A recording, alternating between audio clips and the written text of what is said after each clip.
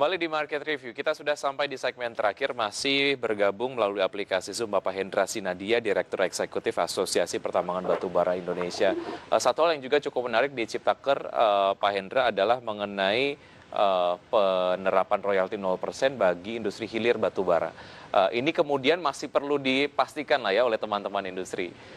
Seperti apa namanya keriuhan ataupun ekspresi yang dirasakan oleh teman-teman di industri batubara saat ini?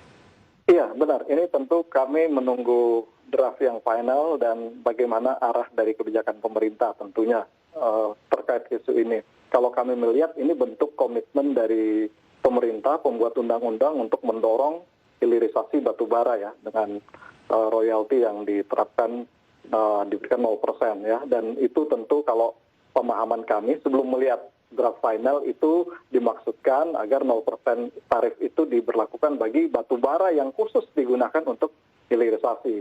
Nah, satu perusahaan kan tentu udah memproduksi batubara yang diekspor ataupun yang digunakan untuk dalam negeri, tentu itu pemahaman kami itu berlaku tarif royalti. Malah bahkan wacananya saat ini tarif royalti ada wacana akan dinaikkan. Ini yang kami malah dengar ya, wacana kenaikan tarif royalti, khususnya bagi yang pemegang PKP 2B generasi 1 yang nanti akan berakhir jadi UPK, wacana yang berkembang adalah tarif royaltinya malah dinaikkan. Jadi memang ini persepsi publik yang di luar melihat bahwa ini ada privilege, tapi kami lihat bahwa untuk hilirisasi tentu yang karena membutuhkan investasi besar, terus resikonya juga besar dan bersifat jangka panjang, tentu butuh insentif ya, baik fiskal maupun non-fiskal. Nah, kalau non-fiskal kami melihat juga mengapresiasi ada insentif yang diberikan oleh pemerintah dalam Undang-Undang Nomor 3 2020 ya, antara lain izin untuk perusahaan yang melakukan hilirisasi dalam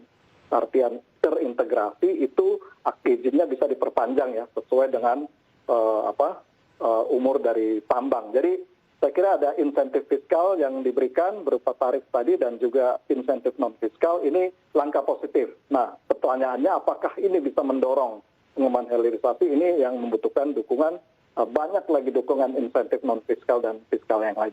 Baik, dilihat dari kebijakan-kebijakan tadi, walaupun memang kondisinya adalah belum fix, Pak Hendra, sejauh mana ini kemudian akan memberikan dinamika terhadap industri? Artinya apakah ini menjadi sebuah insentif yang sebetulnya jika diterapkan cukup mendukung industri pada saat masa pandemi sekarang? Ya, saya kira ini langkah awal yang positif ya, bahwa ada keringanan tarif royalti untuk yang hilirisasi ya, khususnya kalau kita lihat hilirisasi yang dimaksud, kalau lihat nomenklatur di Undang-Undang Pertambangan itu adalah untuk pengembangan batubara ya, diolah jadi gas dan diolah jadi gasifikasi. Itu yang akan diberikan privilege untuk tarif 0%. Dan tentunya ini membutuhkan biaya yang besar dan banyak lagi insentif yang dibutuhkan, misalnya ada tax holiday, karena ini kan industri pionir Pak ya, industri pionir yang nanti bertujuan cukup mulia untuk substitusi defisit kita terhadap impor LPG. Kemudian juga tarif untuk insentif non fiskal yang lainnya ini sangat penting adalah antara lain mengenai feedstock ya, antara harga jual karena kita berbicara mengenai substitusi produk nih dari batubara ke DME jadi bahan bakar gas. Nah, ini bagaimana nanti kelangsungan dari harga jual dari si investor tentunya, karena nanti akan bersaing dengan komoditas lain yaitu gas. Demikian pula dengan metanol nantinya ya, kalau diolah jadi metanol. Nah, ini yang sebenarnya yang paling krusial, kepastian jangka panjang harga ya, dan juga regulasi. Mudah-mudahan tidak berubah lagi ke depan, dan juga tentunya kita juga butuh dukungan untuk off-taker ya, bagi siapa yang bisa dapat menyerap produk ini. Ini banyak hal yang kita sekarang sedang ongoing memang dengan pemerintah mendiskusikan agar hilirisasi ini bisa layak secara ekonomi. Baik, ketika ada kebijakan yang memang belum fix tapi sudah cukup banyak disuarakan lah oleh berbagai macam pihak dan media kemudian juga banyak membuat liputan-liputan mengenai kebijakan-kebijakan yang memang belum fix ini.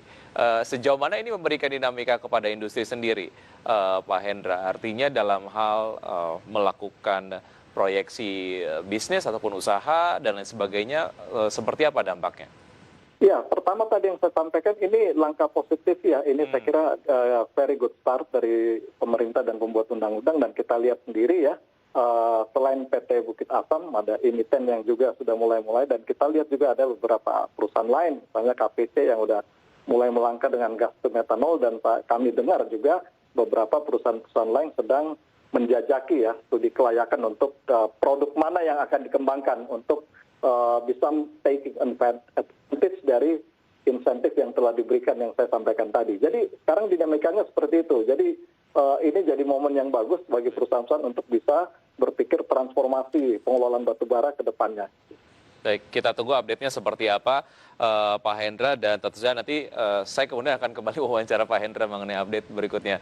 Terima kasih sudah bergabung bersama kami di Market Review. Pak Hendra, sehat selalu, sukses selalu. Baik, dan pemirsa, demikian perbincangan kami bersama beberapa narasumber dalam program Market Review. Semoga perbincangan kami dapat memberikan inspirasi untuk Anda. Saya Wiki Adrian, undur diri, terima kasih. Sampai jumpa.